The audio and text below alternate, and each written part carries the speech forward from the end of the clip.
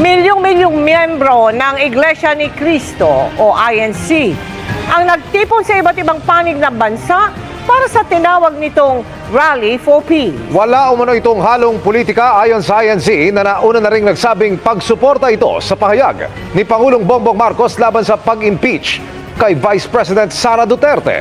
Dinaluhan din ng ilang mambabatas at mga kaalyado ng mga Duterte ang isa sa mga pagtitipon. Ang sitwasyon sa Quirino Grandstand sa Maynila, tinutukan live ni Chino Gaston. Chino!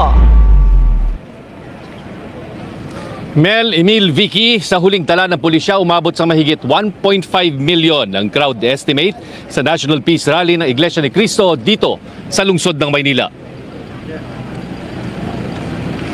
Kita na ang dagat ng tao sa National Rally for Peace ng Iglesia ni Cristo dito sa Quirino Grandstand bago pa mag-alas 10 ng umaga sa drone video na ito ng Manila Police District.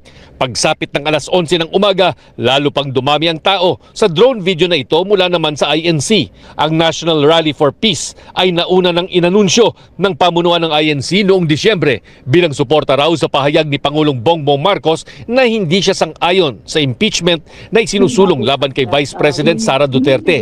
Kahit alas 3:30 pa ng hapon ang simula ng programa, maagang nagdatingan ang mga miyembro ng INC. Ang ilan galing pa sa mga probinsya. Bit-bit ang mga tarpaulin at mga placard na nanawagan ng pagkakaisa at kapayapaan ng mga dumalo alang-alang daw sa kapakanan ng bansa. Ang Iglesia ni Cristo po ay nakikipag-isa sa pamamahala sa layuning magkaisang sambayan ng Pilipino po at maging payapa po ang ating bansa. Ang iba naman may panawagan para sa pagtigil ng anumang tangkang impeachment laban kay VP Sara.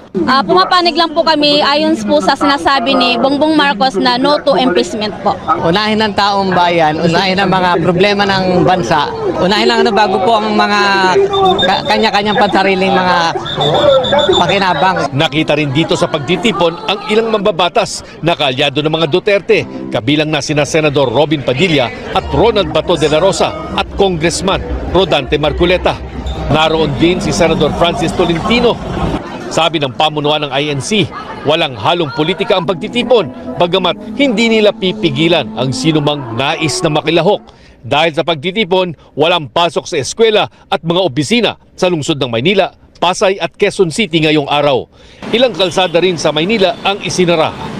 Mula Espanya Boulevard, tukod na ang traffic mag-alas 9 ng umaga dahil sa dami ng mga sasakyang papunta sa Quirino Grandstand.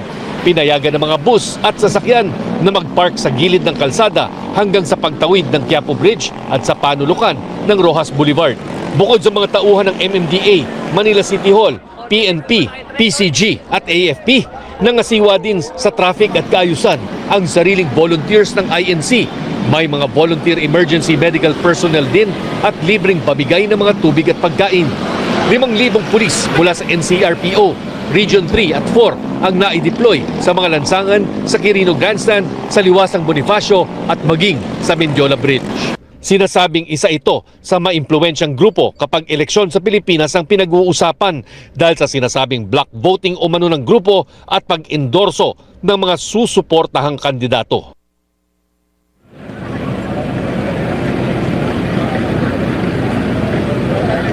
Sa programa kaninang hapon, ipinunton ng mga opisyal ng INC ang kahalagahan ng pagkakaisa para sa bansa.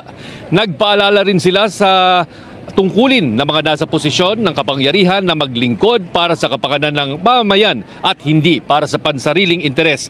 Bago mag-alas 6 ng gabi ay natapos na ang programa dito sa Quirino Grandstand at nag-uwian na rin ang mga miyembro ng INC. Sa isang mensahe naman, nagpaabot ng pasasalamat si VP Sara sa Iglesia.